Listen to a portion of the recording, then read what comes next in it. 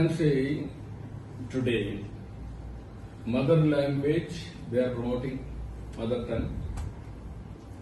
Earlier, in Andhra Pradesh, earlier government promoted English.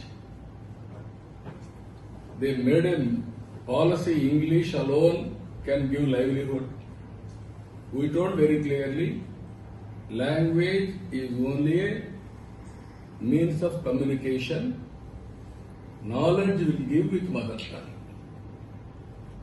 Indians, they are all aware, all of you are seeing, rural background, Telugu, Kannada, Tamil, or some other languages, they are shining globally extremely well. What is the reason?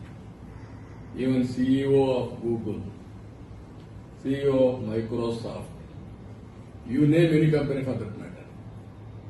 Knowledge is different, language is different. Now I am going to promote 10 languages. Every university, 5 to 10 languages, international languages, you study and go and work there. They need your services. Not only 3 languages, multi-languages.